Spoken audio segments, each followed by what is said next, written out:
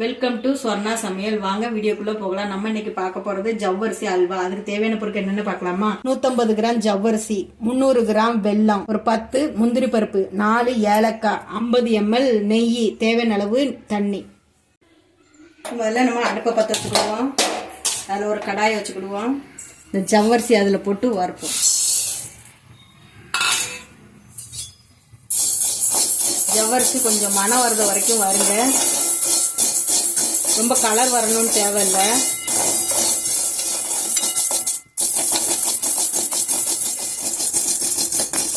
இப்போ ஜவ்வரிசி சூடு வந்துடுச்சு,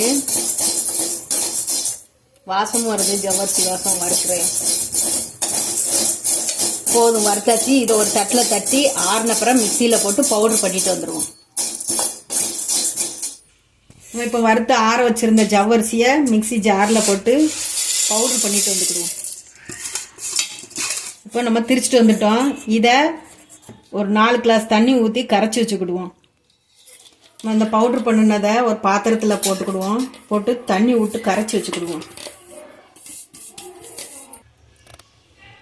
இப்போ நம்ம இந்த ஒரு கிளாஸுக்கு ஜவ்வரிசி எடுத்துருக்கோம். இதுக்கு ஒரு 3-4 கிளாஸ் தண்ணி ஊற்றி கரைச்சி வச்சுக்கிடுவோம். இந்த மாவை கட்டி இல்லாமல் கரைச்சிக்கோங்க. ஒரு கிளாஸ் தண்ணி ஊற்றிருக்கோம். இன்னும் 2 கிளாஸ் தண்ணி ஊற்றிக்கிடுவோம்.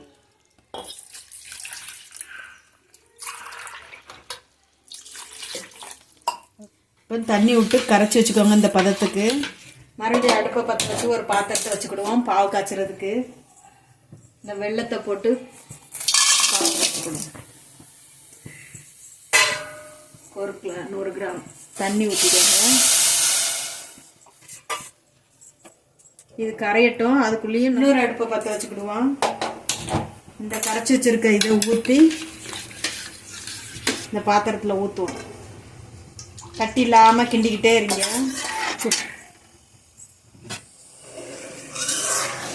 கைவிடாமல் கிண்டிக்கிட்டே இருங்க. கட்டி விடாமல் இருக்கணும்.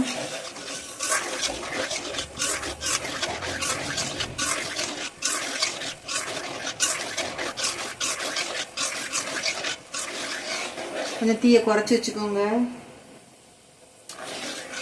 கைவிடாமல் கலக்கிக்கிட்டே இருங்க.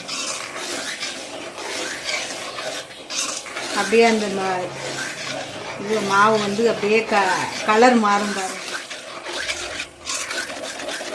கைவிடாமல் அப்படி கிண்டிக்கிட்டே இருக்கு. இந்த மாறு பாருங்க, கலர் கொஞ்சம் சேஞ்ச் ஆயிடுச்சு. கைவிடாமல் கிண்டிக்கிட்டே இருங்க. அடுத்து அந்த பாவு கரைஞ்சதும் அதையும் விட்டு கிண்டிக்கிட்டே இருக்கணும்.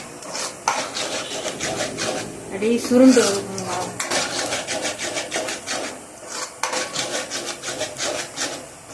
வெந்துருச்சு. கொஞ்சம் இன்னும் பாவு விட்டு இதில் கிண்டணும். அப்படியே பாவு கரைஞ்சிட்டான்னு பார்ப்போம். இதுவும் வெல்லம் கரைஞ்சிடுச்சு. நம்ம இந்த வெள்ளை தண்ணியை அந்த ஜவ்வரிசி காய்ச்சிற மாவோட சேர்த்து எப்படி கலந்து கிண்டிக்கிட்டே இருக்கணும். இப்போ இதை அடுப்பை ஆஃப் பண்ணிடுவோம்.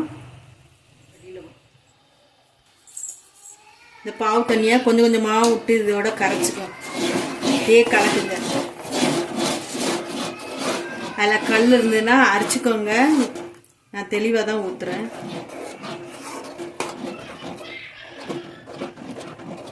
அப்படியே கொஞ்சம் கொஞ்சமாக அப்படியே கலக்கிட்டு கலர் மாறு. இதுக்கு கலர் பொடி போடணும்னு தேவையில்லை. தேவை இருந்தால் கலர் பொடி போட்டுக்கோங்க. நான் கலர் பொடி போடலை. இதே அல்வா கலர் வந்துச்சு. இப்படி கைவிடாமல் குறைஞ்ச தீயிலேயே கிண்டிக்கிட்டுருங்க. கட்டி விடாமல் கிண்ட கிண்ட அப்படியே சுருண்டு வரும். இது கூட கொஞ்சம் ஏலக்காய் பொடி போட்டுக்கிடுவோம்.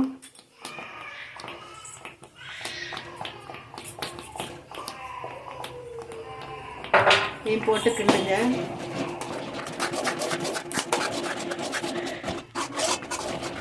அல்வா பதத்துக்கு வந்துடுச்சு. இன்னும் கொஞ்சம் தான் இருக்குது.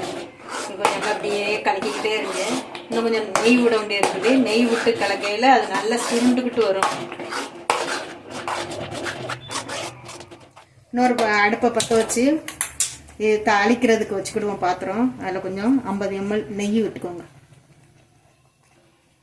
முந்திரி பருப்பை வறுக்கிறதுக்கு நெய் காயட்டும். அடுப்பு இன்னும் எண்ணெய் காயல.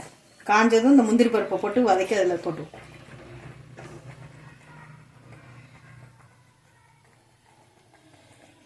இந்த முந்திரி பருப்பை அதில் போடுவோம்.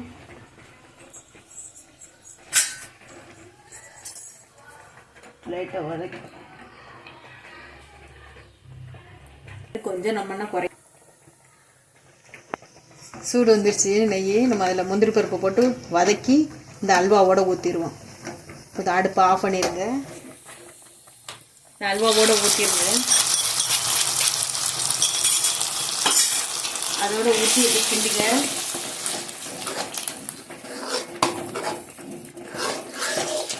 கம அல்வா ரெடி. அப்படியே மனம் சூப்பராக இருந்திருக்கு பாருங்க. அல்வா வெந்துருச்சு. இன்னும் உங்களுக்கு கொஞ்சம் நெய் இன்னும் கொஞ்சம் போடனாலும் போட்டுக்கோங்க.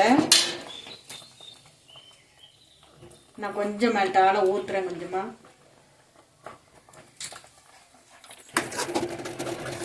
அல்வா வெந்துருச்சு. இப்படி சுருண்டு வச்சு பாருங்க. அப்படியே கிண்டிக்கிட்டே இருக்கும். இது அடிப்பா கனமான பாத்திரத்தில் வச்சீங்கன்னா நல்லா ஒட்டா. இது கொஞ்சம் ஆறுனதுக்கு அப்புறமா ஒரு பாத்திரத்துல ஊத்துங்க. இன்னும் கொஞ்சம் கட்டி ஆகும். இப்போ முடிப்பது மாதிரி இன்னும் கொஞ்ச நேரம் ஆச்சுன்னா இது நல்லா கட்டி ஆயிரும். அல்வா பழத்துக்கு வந்துடும். இப்போ நம்ம அடுப்பு ஆஃப் பண்ணிடுவோம். அல்வா ரெடி.